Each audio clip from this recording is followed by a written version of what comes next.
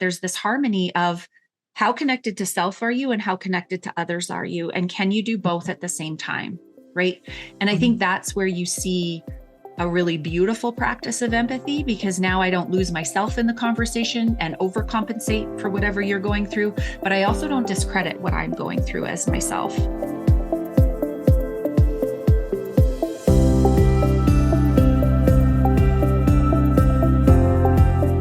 Hello, and welcome to Mad and Lucy Mind the Gap. I'm Mad, pronouns she, her, and I believe that being a leader isn't about having a fancy title. It's about how we show up for other people. And I'm Lucy, pronoun she, her. One of the biggest myths about leadership is that it's all about power and authority. But what if empathy is actually the most underrated leadership skill? That's why today's conversation is so important. And we've got the perfect guest to help us unpack it all. Erin Thorp, author of the book titled Inside Out Empathy. Erin is a leadership consultant and host of the podcast Tactical Empathy. Erin, welcome. Thank you, Matt and Lucy. It's great to be here. My pronouns are she, her as well. And I believe, we're going to get into a lot of what I believe about leadership, but just to sum it up, I guess, I feel like I should follow suit here. You know, for me, it's about connection, right? To those that are in our care. So we'll unpack that a little bit. But lovely. So why don't we dive right in?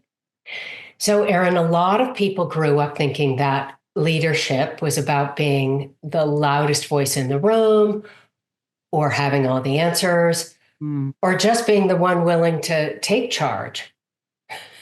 Yeah. Right. Even if they're not quite sure what they're doing. And we see examples of this everywhere.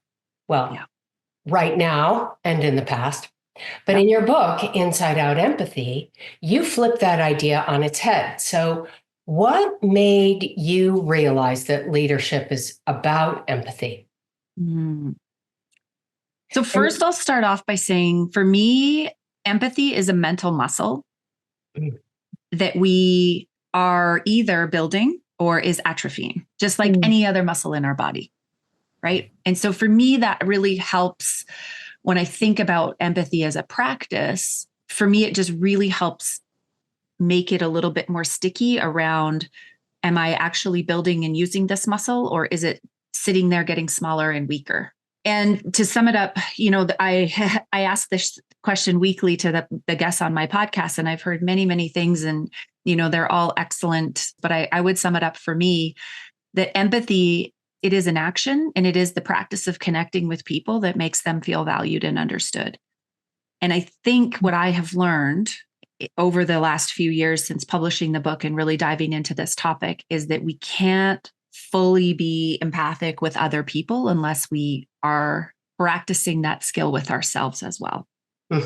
What really made me stop and take pause of this and to come to this realization that leadership really is about this practice of empathy was in my career in construction. So I was an engineer in construction.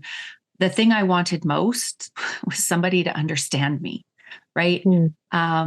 I was often the only woman in the room. I was definitely the only young mother on a job site for a lot of years.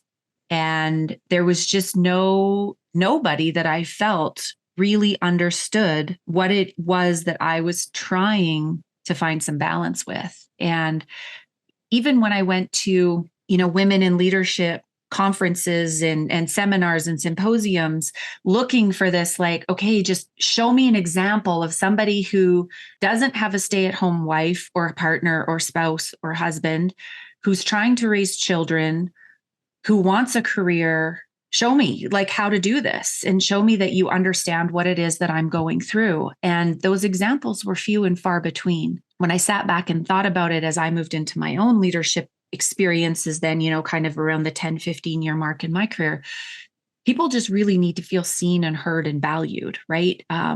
They need our vision, but they may not need the tactics of how to do it because we're all going through something very different. And so that's kind of when I started to get really curious about this muscle and this skill of empathy. Thank you for sharing that. Mhm. I remember one of the core questions that you ask in your book is how comfortable are you seeing yourself as the leader? You talk about when you first started to transition to sort of a formal leadership position. When I think about my generation, like Gen Z, I think that we see leadership a little bit differently than our previous generations. Like it's not Definitely. necessarily this job title or corner office the way that it once was. And that because of that, we can struggle with like that traditional role and sometimes feel like we're not even leaders at all. So I'm curious, like based on your experience and just what you've learning about empathy, like how can we redefine leadership in a way that makes sense for us? Yeah, it's a great question. And I think there was a time and a place, for management and to be in control and to have authority. And there probably still are, places in our corporate worlds and in our businesses where that makes sense. But I think what I have seen for sure in raising my own kids is, we have actively built this muscle of empathy and understanding and exposing them to so much of the world, which has really allowed them to be curious, right? And so I think leadership has moved more from authority and making decisions into really this connection piece, right? So instead of control, it's about influence. Instead of about authority, it's about, am I in service to the people that I'm leading? Instead of, always giving you the answers, it's really looking at, how can I best support you for where you're at? And instead of being right, it's about being curious. And so I think that Gen Z that has really grown up in a time where you've been practicing this skill a lot longer. If I look at my own children's experience, I mean, they had a program called Roots of Empathy in the classroom where they were exposed to different cultures, different ages of children, different perspectives, like right from primary school. Wow. Their classrooms are much more multicultural. They're already experiencing and building this muscle of curiosity and empathy that I think, a lot of maybe our current leaders, right, that are in that different generation really had to work hard and very intentionally behind because they learned it much later in life, if they were even interested in learning it at all. And what I noticed before I stepped into kind of my leadership consultant role, I made the intention of like, I got to give this a shot in the real world and see if this does make a difference and to kind of put this into practice. And what I discovered was that it did make a difference, right? My relationships got stronger. My team became more effective. I found more fulfillment as a leader when I was practicing empathy and really using it as part of a tool in my leadership toolbox, so to speak. And that's what really, I think, fueled the fire for me that said, this is something that I see missing, especially in my generation and then the older generation. I think there's a new challenge in the Gen Z generations and some of the younger generations, but it's not because you don't practice empathy. I think there is just a different definition of leadership in the younger generation. And it is much more collaborative, much more influential. I love that. It makes it so accessible, right, for anyone to kind of use whatever power that they have to make a difference in the lives of others, no matter kind of what authority you've been given. That's really cool. And it's so empowering to hear someone speak about this, like my generation, sort of in an uplifting way. I feel like there's all this narrative recently that Gen Z is like me, and that, it's sort of against sort of what you've seen in your own kids. I've heard that people say we struggle with empathy, and there's all kinds of things that are scapegoated for it, right? Like growing up in the pandemic, like you're antisocial, you don't know how to be around people, being online and having such a prominence in social media, being so young, or even the fact that the future just looks more uncertain. Like all of these things, they come together and people make all kinds of assumptions about, well, there's something wrong with this generation, especially when it comes to their ability to kind of meet other people where they are.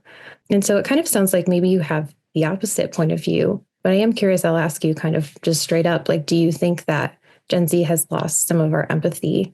Or what sort of additional challenges do you think they might be facing regarding empathy if it's not quite what it seems, maybe? Okay, this is a fairly broad statement. And so of course, there's going to be outliers in this, but what I have seen in the work that I do is a lot of times our quote, older generations grew up at a time where emotions were not allowed at work. Park the personal stuff at the door, only bring your work self to work. Like there was this real narrative around there's no place for emotions at work. We had to be logical and reasoning. And so that's kind of one end of the spectrum. And on the other end, we have our younger generations that are very connected and very aware. And mental health is at the forefront of a lot of what what concerns you, what you're looking for more balance. You are aware of social issues and all the injustices in the world, and you're very connected because of things like social media, and just the access to information that generation has versus an older generation. And so the older generation, their work in exercising their mental empathy muscle is really about coming more towards the middle in terms of, can I understand other people? They're usually fairly connected to self, more so, because they didn't grow up with the influences of social media and things like, I mean, most of them, I got my first email address in university. So like, it was not like, I did not have these things, right? So I spent a lot of time alone and I read and, things like that. And so I had a lot more connection to who I was, but less connection to the outside world. And what I see in the younger generation is there's less connection to self and way more connection to the outside world because of that time we're spending on social media and connected online. And so their work is in connecting to self, because there's all these pulls of the feelings and the things in the world that are, just present for them. I won't say distracting, but they're present for them.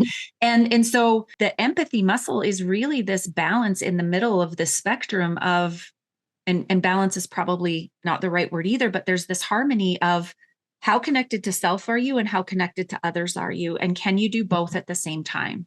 Right. And I think that's where you see a really beautiful practice of empathy, because now I don't lose myself in the conversation and overcompensate for whatever you're going through, but I also don't discredit what I'm going through as myself. And I'm able to fully show up and represent, here's what I need in this, in this situation or interaction. So I think for all of us, it's about, coming together for more in-person conversations, asking really good questions before we jump to conclusions, and really connecting with where are we at before entering into those interactions, so we know what's mine and yours, and I don't get the two mixed up. That's so powerful. That's so helpful. I know just even in my own experience, like I feel like I'm pretty self-aware, but I can feel myself, what you just said, falling into, well, my emotions don't matter because this person's emotions, I'm here for them. Like I'm focusing on that, even at work, right? Like just trying to be that person who's helping someone feel seen and heard. But it can sometimes come at the cost of, am I feeling seen and heard? Am I able to do what I need to do? Yeah. So it can be a tricky balance. And I've definitely felt the tension of that in my own life. So I think that's a really accurate and helpful framework for thinking about it. Yeah. I love that you were able to connect to that. Well, I'm thinking about the Industrial Revolution. Yeah. And how human beings began to be seen as part of a machine. But it was like, well, if you can't do the job, I'll replace you with someone who can. Yeah. It's like the move to the requirement of managers and leaders to have, to see their people as people. Yeah. In the more jobs where it's not brute labor, right? We're asking people to use their minds and their hearts and make connections. We're asking for people to be creative and to innovate. Yeah. And it's like, it doesn't work to treat people like cogs in a wheel.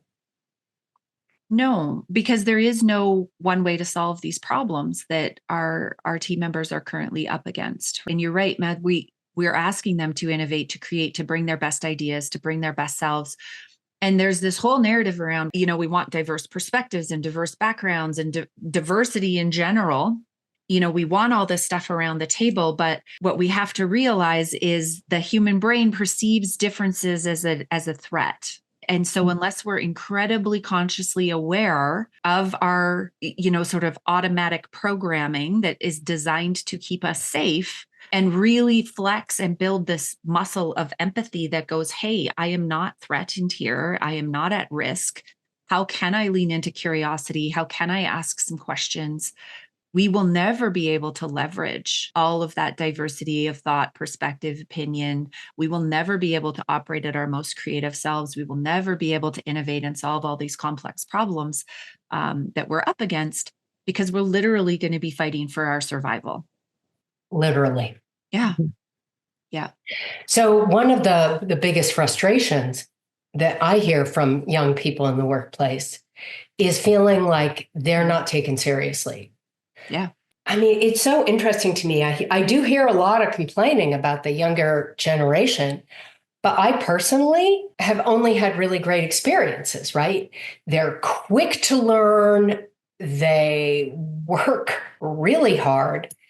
They put the time in, they put the effort in, and they tend to be the ones thinking about, well, what about this aspect? Or what about these folks? Shouldn't we include their ideas? Anyway, they're the ones who are speaking up about burnout, about mental health issues, about toxic workplace culture. I'll be honest, my reflex reaction is sometimes, suck it up. Yeah. The world is a hard place. You need a thicker skin. Just move on. I don't respond with that, but I notice that is my first reflex thought. And I think a lot of people just stop at that reflex and either say as much or they say nothing because they don't have language, right? Yeah. So what would your advice be for young people who are, pushing for change? Yeah. So first of all, I would say I really see you. I mean, I know firsthand how exhausting it can feel to push for that change. I'm an engineer who's pushing for engineers and construction workers to lead with empathy. So this has been an uphill battle for the last almost 10 years of my life now. So I get what it's like, constantly running into that resistance and how exhausting and tiring it can be. But I think one of the biggest things that I've learned is that change really happens in that relationship. It happens inside those conversations. So I think the challenge for our younger generation is that's the skill that they need to build, right? Is to really pick up a phone, sit with another human being. Don't send a snap or a text or a message, like to be in relationship and in conversation with people. Because I think that's when you start to see that we can actually pull them into a conversation instead of push them towards the change, if that makes sense. Yeah. So I think it's like, we got to sit in here, like, what do people fear? What motivates them? What do they value? Why do they think, feel, and value those things, right? And then how do we take really tiny, tiny, small steps and celebrate the heck out of them to continue to build that momentum? And there are other people that share at least some aspect of what it is you're trying to move forward, right? And so really look for and find those allies so that it doesn't feel like you're out there fighting a solo battle. And Matt, I totally agree with you. I hear it all the time in my work. It's just like the lazy younger generation. But I will tell you, in watching my own kids, I am amazed at the amount of innovation, because if anything, they're looking for the fastest, most effective way to get this thing done. And it usually is not the way that I would approach the problem, so I want them to solve it the way I see it. And then they come at it almost like 90 degrees different. And we still get to the same result, sometimes better. I have to be the one willing to allow them to try. And sometimes they try and it doesn't work and they have to come to my way. And that's okay. That's how we learn as human beings, right? That's how we learn. And so both of us have to be really flexible in allowing each other to take our own approach, because they have had access to things that I never did. Sort of speaking for pushing for change, I know that one particular area we could talk about is DEI, right? Like we see that it's really under attack in a lot of places right now. And, we've got these companies that once made big promises about inclusion, they're quietly rolling things back. And, a lot of these people who advocate for equity and inclusion, especially our younger employees, are feeling disillusioned or even burned out, or maybe even scared to speak up at all. And so, even from what I've heard, lots of people have just lost their jobs for having DEI in their job descriptions. So there's all those things kind of considered, like, as someone who champions empathy and leadership, like how do we keep pushing for inclusion when it feels like the ground is shifting beneath us? Yeah, this is a big one. And I definitely feel this one, especially recently. And for somebody fighting for something that, most people would view as a soft, unnecessary skill, which drives me crazy. It's like nails down a chalkboard for me. I've often had the thought, like, is this working? Is anything changing? Am I even like, do I just go back and get a regular job? I think it's in those moments that I usually will get a text or an email or a phone call that's just like, the work is important, keep going, and that's all I need is one person's world touched, right? Just one person that's having a different experience or is thinking slightly different for me to go, yes, this work is important and to keep doing it. I think the biggest thing, first and foremost, we started here, is you've got to check in with yourself, right? You can't do anything from a place of feeling like you're in survival mode when your judgment is at the highest and like you're fighting for your life. So you really have to check in with self, and you have to create those personal boundaries about what you will engage in and can't engage in. And the people, like, a lot of it, your relationships may shift. And that's okay. Like, you best. And for each of us, that's priority number one. And I think that's often too where a lot of our younger generations, and I know I've certainly battled with this, is like, we don't want to be labeled as selfish, right? And so in the same breath, taking care of yourself is not selfish, right? Because if you don't have anything left in the tank to continue to fight whatever battle you're fighting, there's nobody fighting the battle. There's nobody taking care of the things you care about. So you've got to take care of you first. I think finding a community, leaning on that community is really important. The I in inclusion, that's the most difficult, I think, is really making people feel like they belong, right? Because we can hire for diversity metrics, and that's usually what gets tracked. But that means nothing if people don't feel like they can bring and contribute their whole selves to work. Again, when I lose my footing or I'm starting to feel like, oh, I don't know, is this work really worth it? Like, that's when I reach out and I really turn to the community and the people and the lives that I've touched that remind me that, yes, it is important. And it might be a small, tiny little movement right now, and that's okay. Finally, I would say this is the importance of being adaptable. We don't want to abandon. It's not all or nothing. It's not black or white. The world is always going to be shifting and changing. We may have to change our tactics and our strategies, but we keep an eye on the goal. Right. Because how can you take care of other people if you haven't taken care of yourself? I fly a lot. So I hear this all the time, right? Put on your own oxygen mask before you put on your other ones. And the other day I'm flying with my son and I'm like, I would not do that. I'm like, I had this real visceral moment of like, I would totally put on his mask and make sure he was taken care of before I took care of myself. And I think parents definitely would probably understand this, that so many of us do forget to take care of ourselves, or we push through. We're like, just next week, I just got to get through this project deadline, or I just got to get through this, or I just got to get to the end of the month or the end of the quarter or the end of the year. And we push and push and push, and we put off and put off and put off. And it's literally like running around an airplane, putting on everybody else's mask. And pretty soon you fall over, right? Because you're like, I'm out. Like, I can't anymore. And so for me, that's the visceral reminder of like, every rest, every break, every meal I make, every walk I take, every time I sit down to do something that refills my tank is like literally putting on the oxygen mask so that I can continue to do this work. It's like that balance of having empathy for others while also being able to advocate for one's own self. Yeah. Which is hard. That's the hard work. That's the work. And that's the muscle, right? Like, I mean, it's not easy to go to the gym and lift, squat 150 pounds either. It's hard work, right? Your muscles are sore afterwards. And the same is with these mental muscles we need to flex. It's hard. I love that. Empathy is a muscle. Empathy is a practice. If we were going to leave our listeners with one thing, as they're thinking, okay, this makes sense to me. I want to build this muscle. I want to engage in this practice. Where do they start? One thing. I think it starts with one more question. So I do this in two places. I do it one when I'm brushing my teeth and two when I'm making my coffee, because my coffee takes, I have the pod system thing. It takes a little minute to brew. But the question I ask myself is, what do I need today? And so that's my one question for myself. And it's amazing, this practice, because some days it's like you need to cancel half the meetings on your calendar and take a nap. And other days it's like you need to get out there and like book the next thing and go. And it's just amazing because you really get a sense of like, okay, I can trust myself.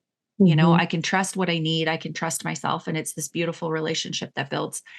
And then there's also one more question with somebody else. So before you respond, when somebody brings you something, you know, can you ask one more question? And it might be, what's making this difficult for you? Tell me, you know, about why you're feeling this way, or how can I best support you? Or what do you need from me? And the challenge is getting it open-ended, because a lot of us like to ask really closed questions, but just, you know, leaning into that curiosity before you give the response, the reaction, the answer, the fix, the problem, because that muscle in most of our leaders is very strong, the problem solving muscle, right? They're paid a lot to problem solve all day long. And so they get into, I just flex that muscle because it's easy. And so the tough muscle to flex is our empathy muscle, which is the curiosity, the non-judgment, the like, hey, tell me more. And maybe that's all it is tell me more, right? Just tell me more. So one more question is where I would start.